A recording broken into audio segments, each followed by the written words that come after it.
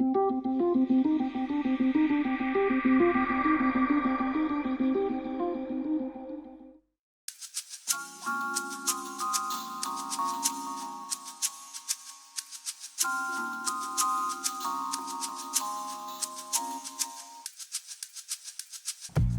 sur son X. Mais qu'est-ce que ça veut dire? C'est d'être, autant en tant que personne et professionnellement, exactement à l'endroit où on veut être. Cette année, on a rencontré les entrepreneurs de la région de Bromont. On voulait tout savoir à propos de cette passion qui les anime. Et à vous, cher public, on voulait vous montrer que tout est possible. Il s'agit d'y croire.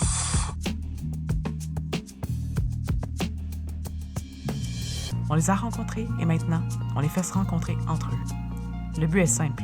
On tente d'agrandir cette bulle d'énergie positive, susciter les grandes rencontres et pourquoi pas, les grandes idées.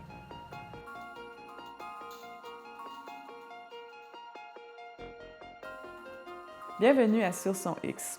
Aujourd'hui, on a le droit à une séance tout à fait créative chez Arteria avec Geneviève Lévesque. Et on devient végane. On cuisine chez Gaïa avec Carole Laplante. Bonjour Geneviève. Allô Carole. Je suis contente d'être chez toi. Bien, merci. C'est la première fois que je viens chez toi. C'est vraiment beau. Puis tu as une carrière, j'ai vu dans ton bureau plein de trophées. Je te suis sur Internet, puis je trouve ça très inspirant. Et ça m'intrigue vraiment de savoir comment tu es arrivée à ce que tu fais, gérante d'artiste international. Ça m'intrigue de savoir comment ça se passe. Comment ça se passe tes journées, ton univers en fin de compte? Bien, en fait, à la base, c'est un heureux accident de parcours qui a fait que je suis rendue ici. Moi, j'avais étudié en production cinéma. J'ai travaillé sur des plateaux de tournage, j'ai travaillé en casting. Puis, j'avais beaucoup d'amis artistes qui avaient parfois de la difficulté à se promouvoir eux-mêmes. Puis, en bénévolat, les soirs, les fins de semaine, j'ai commencé à leur écrire des demandes de subvention, leur organiser des petits vernissages. Puis, de fil en aiguille, mon bénévolat prenait trop de place pour que j'aie un travail à temps plein. Donc, c'est un peu cliché de dire, mais c'est ma carrière qui m'a choisie. Puis c'est vraiment une demande qui émanait du milieu artistique qui a créé l'emploi. Mais ça a été assez rapide qu'on s'est rendu compte que c'est difficile, le marché local. Il y a beaucoup d'artistes de très, très, très grands talents, mais on est une petite culture au Québec. Donc, rapidement, le choix d'exporter, c'est fait par lui-même. Donc, notre premier voyage d'affaires, c'était en Chine, à Shanghai. Donc, on s'est dit, on va aller tester le plus loin possible. Il y avait la barrière linguistique, il y avait la barrière culturelle jusqu'à un certain point, puis c'est quand même un gouvernement communiste. Donc, on s'est dit, si ça peut fonctionner là-bas, théoriquement, ça pourrait fonctionner un peu partout. Ça ouvre la porte. Oui, puis vraiment, ça a été une expérience, là, qui a changé notre vie, là. Je dis nous parce que mon conjoint est très impliqué dans l'entreprise. On a 7 employés maintenant. Donc, la mission de l'entreprise, c'est vraiment ça. C'est la promotion d'artistes émergents québécois sur la scène internationale. Donc, 90 de notre chiffre d'affaires, c'est à l'export. On est présent dans 17 pays. Wow. Mais on a une galerie à Bromont pour recevoir nos clients québécois. On est chanceux. Oui! Puis c'est un choix de vie, en fait, parce que nous, on a commencé l'entreprise à Montréal, mais c'est un coup de foudre avec les cantons de l'Est qui a fait qu'on est venu s'installer ici. C'est la meilleure décision de notre vie. En fait, ça t'amène, Geneviève, à voyager beaucoup. Dans une année, tu peux être partie... Oui, moi, je suis partie l'équivalent d'à peu près 25 du temps. OK. Donc, ça va être environ 12 voyages de une semaine. Mon équipe part également. C'est sûr qu'il y a des périodes où la saison va être plus occupée. Donc, si on prend le mois de novembre 2018, ben là, on avait 4 foires. Donc, pendant que j'étais faut que j'y pense, à Amsterdam, avec mon conjoint, j'avais une équipe qui était à Chicago. Ensuite de ça, avec une assistante, je suis allée à Hambourg. Puis on avait une autre équipe qui était à Singapour en même temps. Donc, c'est beaucoup de logistique, à la fois l'inventaire, parce que les shipments peuvent se croiser. On a environ 900 tableaux en inventaire en tout temps. qui tournent à travers Oui, c'est ça. Puis on va vendre environ, j'avoue que ça fait longtemps que je n'ai pas fait le décompte, mais environ 500 tableaux par année. Puis sinon, c'est sûr qu'il y a tout le reste de la préparation de ces foires-là aussi. Comment se passe, Geneviève, ta sélection pour sélectionner justement un artiste dans ton équipe? Et une fois que tu as trouvé ton artiste, comment ça se passe de trouver ce que tu veux, toi, représenter dans ses œuvres? J'imagine que tu ne prends pas tout ce qu'il fait. Dans un premier temps, on a la chance d'avoir beaucoup d'applications dans une année. Ça peut aller facilement de 200 à 300 dossiers d'artistes qu'on va recevoir. On peut malheureusement pas tous les prendre. C'est sûr, il faut que ce soit un coup de cœur de l'équipe. Parce que c'est dur de vendre quelque chose auquel on ne croit pas profondément. Donc, bon, déjà, il y a cette connexion personnelle-là. Après, on veut aller chercher un produit qui va être suffisamment innovateur pour ne pas avoir du déjà vu ou de la compétition internationale, mais en même temps qui n'est pas trop à l'avant-garde, que le public n'est pas encore prêt à ça. Je pense que de façon inconsciente, ça s'est installé avec le temps, on va être porté à avoir une ligne directrice qui va être très colorée, très joyeuse quand même.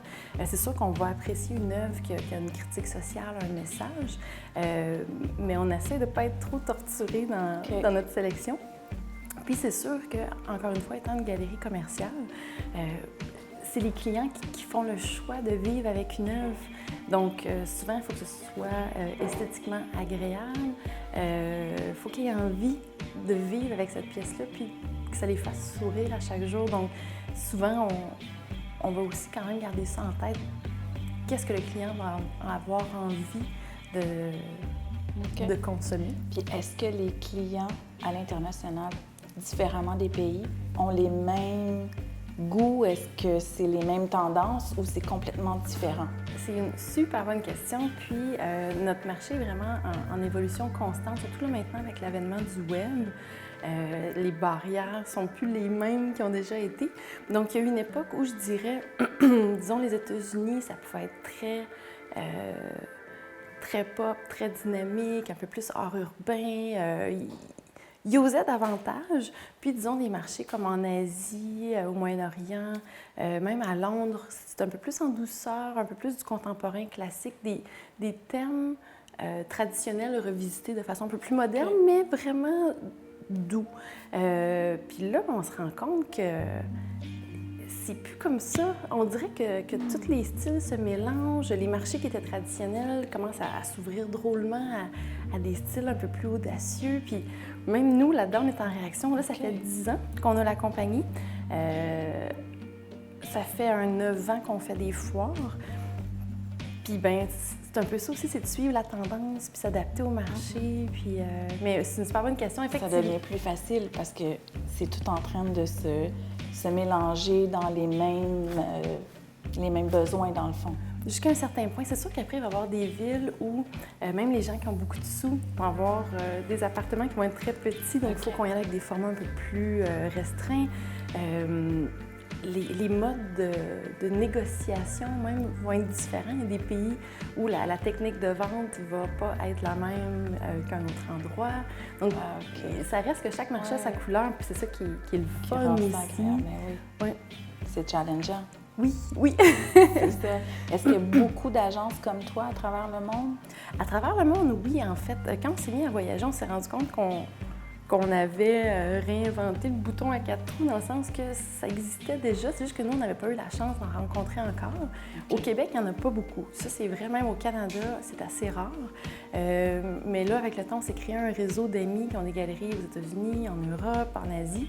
Puis le modèle d'affaires est sensiblement similaire. Donc, en fait, on est des galeries avec un pied à terre, mais des galeries itinérantes, je peux dire ça comme ça. Okay. Donc, on va aller chercher le client au lieu d'attendre qu'ils viennent chez nous.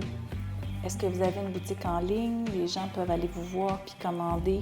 Les artistes sont-ils disponibles en ligne? Merci, c'est une super bonne question. En fait, en ce moment, tout l'inventaire est en ligne. Puis là, comme on se parle, donc au moment où ça va passer à la télé, ça va vraiment être terminé. On est en train de transformer le site en site marchand. Okay. Donc, il va y avoir l'option du bouton « Acheter maintenant ». Okay. Mais là, on est là-dedans en ce moment. Tu te diriges vers ça? Oui. OK.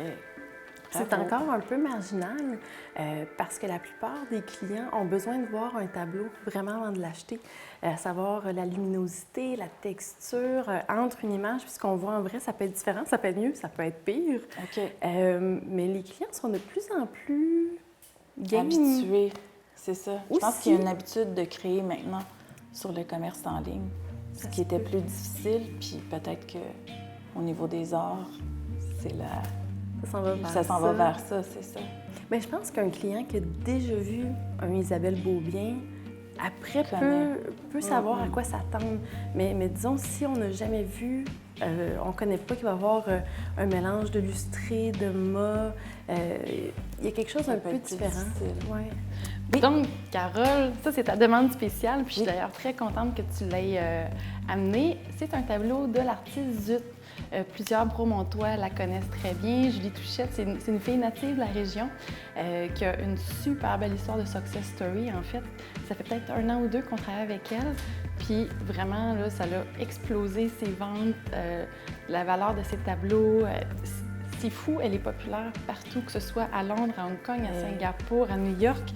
Elle fait des sold-out souvent, puis c'est une fierté de chez nous. Beau. Elle fait des belles choses, c'est coloré, c'est avec des mots.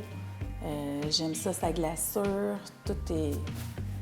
Puis on parlait tantôt d'œuvres qui rendent heureux. C'est toujours des messages super positifs dans son travail. C'est ça. Il y a un peu l'influence de l'art urbain, du street art, mais faite de façon tellement pleine de bonheur. Oui, c'est très beau.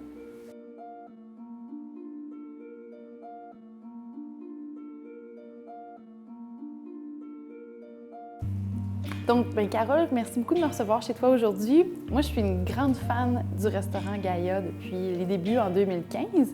Mais j'aimerais que tu me dises, qu'est-ce qui a été ton idée de départ pour ouvrir le restaurant ici à Bromont? La restauration m'a toujours fascinée. Je suis une épicurienne, j'aime manger au restaurant.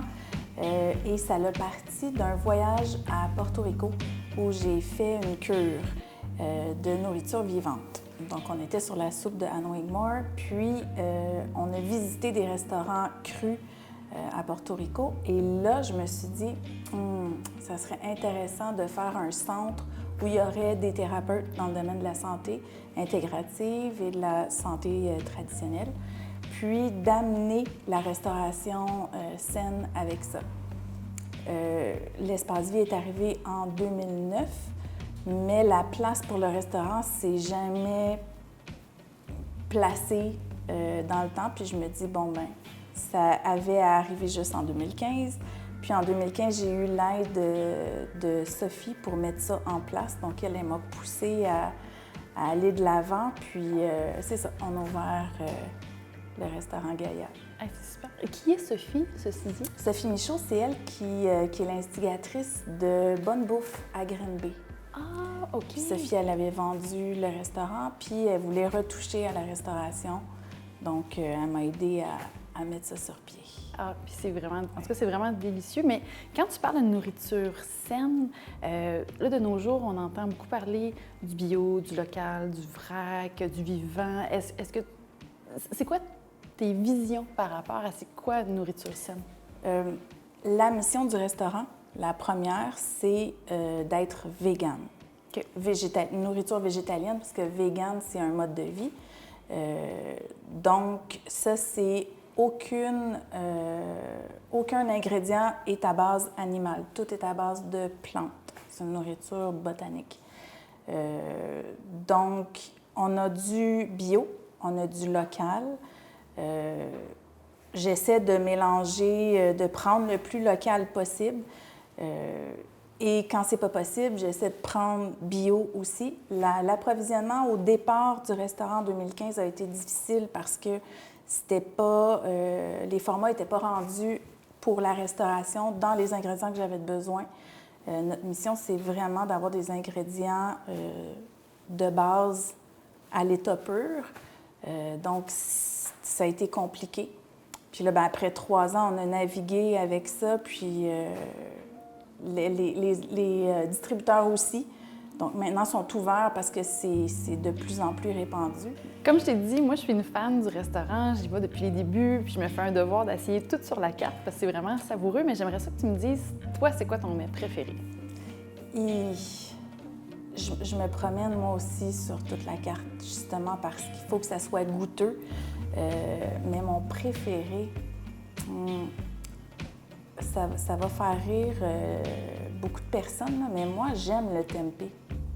Contrairement à tout le monde qui dit « Ah, le tempeh, c'est pas bon », mais moi, j'adore ça. Fait que mon bol à steak, c'est quelque chose que j'aime beaucoup. D'ailleurs, c'est ça que j'ai mangé ce midi. C'est un de mes plats que je vais manger souvent au restaurant. Puis pour les gens qui connaissent peut-être un petit peu moins ça, est-ce que tu peux nous dire c'est quoi du tempeh? Oui, c'est la fève de soya qui a été fermentée. Donc, ça fait un bloc qu'on reçoit congelé, qui est fermenté. Puis ensuite, tu le fais mariner à ta façon. Donc, ça peut être sucré, ça peut être plus asiatique, ça peut être méditerranéen. Donc ça ressemble un peu à un tofu, mais plus texturé. Oui, c'est ça. C'est ça. Mais c'est pas le même procédé pour en arriver là. Le tempeh, tu vois encore la petite fève, puis c'est vraiment fermenté. Okay. Tandis que le soya, c'est devenu soit liquide, soit semi-ferme ou ferme, mais ça devient un bloc, tandis que l'autre, tu vois la texture encore de la fève de soya. Puis là, ce midi, tu m'as fait goûter à une crevette. Oui. Ça, est-ce que c'est fait à partir de quoi? Ça, c'est fait à partir d'algues et de protéines de soya.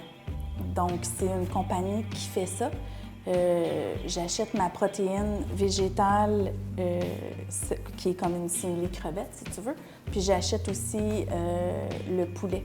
Donc, avec ce poulet-là, qui est une protéine de soya texturée, on l'assaisonne et puis on fait des mets différents. On a le bol indien qui est fait avec cette protéine-là. Puis on a aussi nos shish taouk qui sont faits avec le poulet végétal. Fait que quelqu'un qui... Oh, excuse-moi. Oui, non, c'est beau. Je m'en allais dire que maintenant, ce qu'on va avoir sur le menu, c'est qu'on va pouvoir utiliser les différentes protéines pour les ajouter, soit à votre salade préférée. À la salade Gaïa, vous pourrez ajouter une protéine, soit de poulet, soit de crevette, soit de tempeh. Donc, quelqu'un qui n'est pas habitué à une diète végétalienne pourrait venir manger chez vous puis avoir un substitut de repas où le plaisir est au rendez-vous puis qu'il n'y a pas l'impression de changer tant que ça. Il peut avoir un burger, il peut avoir un sandwich au poulet. C'est ça. C'est l'objectif premier, en fait. Okay. C'est de permettre aux gens qui sont carnivores de manger un repas sans viande, mais en n'ayant pas l'impression de s'être privé ni sur le goût, ni sur la portion. Puis peut-être même de faire en sorte qu'ils reviennent puis qu'ils enlèvent un repas animal pour un repas végétal dans sa semaine. Bien, en fait, vous êtes victime de votre succès parce que ça a l'air d'être souvent complet à chaque jour. Oui, ça va bien. On est bien contents. On touche une clientèle assez large. On a autant les jeunes pour qui ils connaissent bien le mot vegan, mais on a aussi des personnes âgées, des personnes de tous les âges qui viennent découvrir, qui ne sont pas nécessairement végétariens ou véganes, mais qui viennent essayer. Ce qu'on touche aussi beaucoup, c'est des gens qui ont des intolérances. Donc, le fait qu'on n'a pas aucun produit laitier, donc il n'y a pas de lactose, ça vient aider une bonne partie de la population qui est incommodée par ça. Le sans gluten, on a beaucoup de possibilités sans gluten. Nos crêpes bretonnes sont sans gluten. Par le fait même, on a 25 places l'hiver. Et là, cette année, on est en train d'ouvrir le 2e étage. On devrait être capable de recevoir des gens au 2e étage. Il y aura 30 places additionnelles à nos 25 places qu'on a présentement. Fait qu'on va pouvoir faire des groupes, on va pouvoir servir et pas refuser des gens le week-end. Génial. Puis je pense que vous avez de la place sur la terrasse l'été aussi. L'été, oui. L'été, on a une belle terrasse de 42 places. Donc, ça faisait l'été 42 plus 25 à l'intérieur. Fait que de retourner à 25 l'hiver, là, on était trop serré. Donc, le 2e arrive enfin. Donc, en fait, c'est ça, la salle à manger est souvent complète. Vous allez avoir des agrandissements, mais les gens peuvent prendre des produits pour emporter aussi, j'imagine? Oui, on a une grande demande pour les produits pour apporter, puis pour des repas rapides. Les gens sont pressés, ils voudraient manger santé et passer au restaurant, commander, puis partir. Donc, c'est pour ça qu'on ouvre le Express Gaïa ici. Ah, c'est super. Puis est-ce que tu pourrais me dire justement l'origine du mot Gaïa? Oui, en fait, Gaïa, c'est la déesse de la terre-mère, la terre nourricière. On trouvait que ça allait bien avec la mission de l'entreprise, en fait. Puis est-ce que justement tu parles de terre nourricière, de nourriture santé, saine? Quels peuvent être les différences physiques d'avoir une diète un peu plus santé? Est-ce que vous avez vu des différences parmi vos clients? Oui, tout ce qui est maladie inflammatoire. Beaucoup de personnes viennent manger au restaurant, comme j'ai dit tout à l'heure, à cause d'intolérance, non pas parce que c'est leur diète qui est végane, mais parce qu'ils ont des allergies, des intolérances. Ça vient aider au niveau de la vitalité. Beaucoup de personnes qui vont changer leur diète, vont perdre du poids, vont augmenter leur vitalité, la clarté d'esprit. Moi, tu le sais, j'aime vraiment tes recettes. Est-ce qu'un jour, tu vas peut-être faire un livre de recettes Gaïa ou ça, c'est des secrets bien gardés? Tout est possible. Ouh! Il n'y a rien de fermé, tout est possible. Déjà, on planche sur un projet avec des entrepreneurs de Montréal. Je ne peux pas en dire plus encore, mais il y a déjà une petite entrée d'un côté comme ça. Okay. Puis là, ce qu'on pourrait faire, par exemple, c'est t'amener en cuisine pour te faire une expérience sur la crêpière pour nos crêpes sarrasin. J'aimerais ça. Super. Viens-t'en.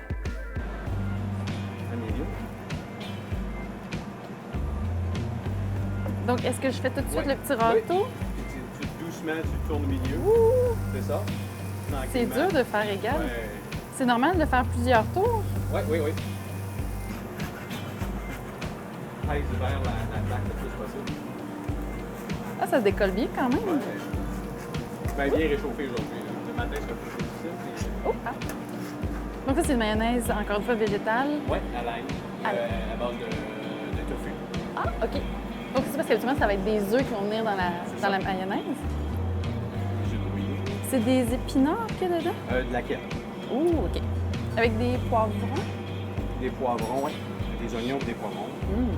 Puis après ça, juste pour être sûr, Donc ça, est-ce que c'est fait maison ou ça va être acheté comme ça? nous autres, on l'achète comme ça. Puis OK. on le broie ici. Puis après ça, ben, on attaque. Oui. Je peux en remettre un extra? Wouhou! Mais c'est vraiment savoureux puis ça donne vraiment une petite saveur supplémentaire, là. Je vais en profiter, je vais en mettre plus que d'habitude.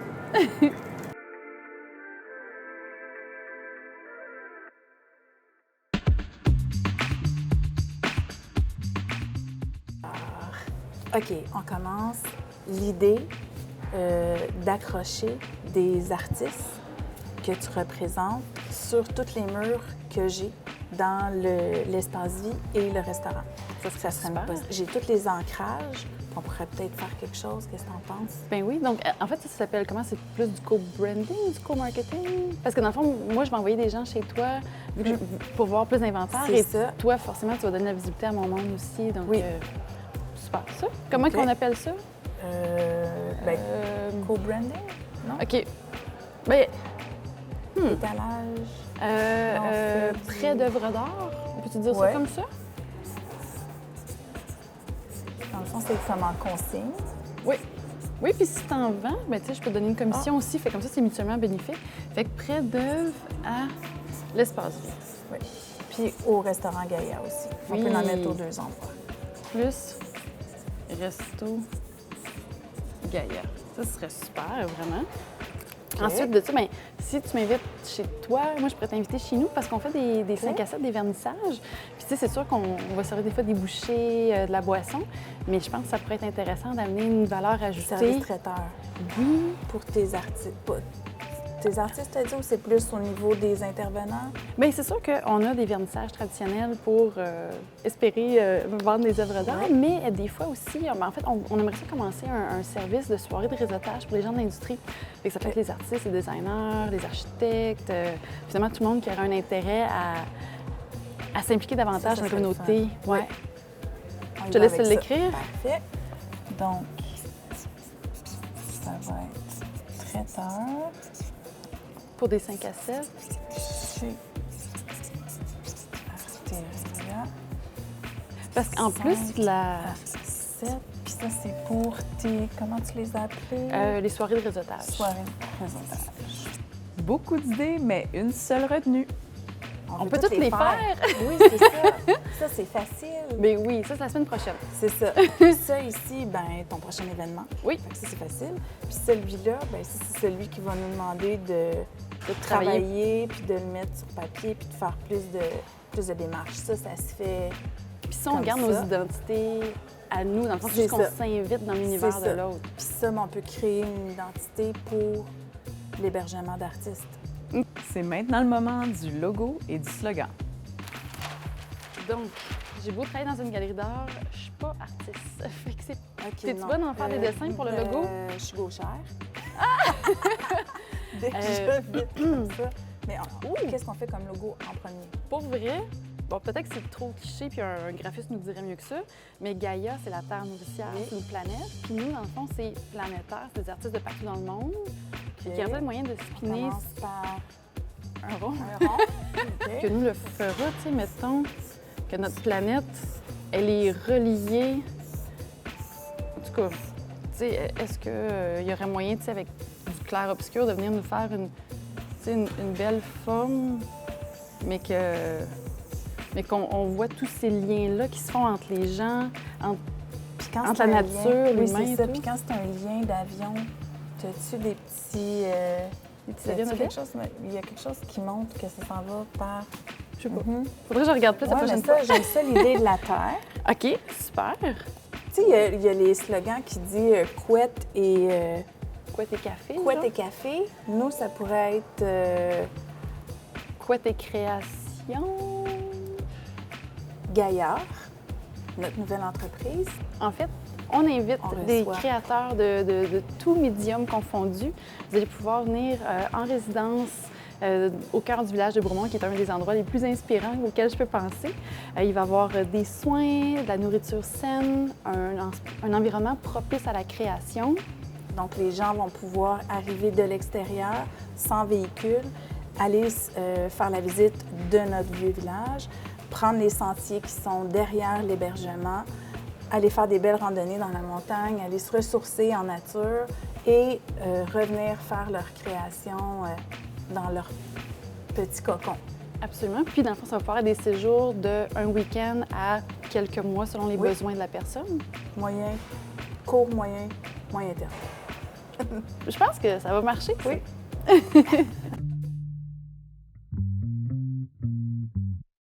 Et elles ont relevé le défi. Merci d'avoir été avec nous à Sur Son X. Revenez avec nous la semaine prochaine pour une autre rencontre vraiment intéressante. En attendant, visitez la page Facebook de l'émission pour encore plus de contenu. À bientôt!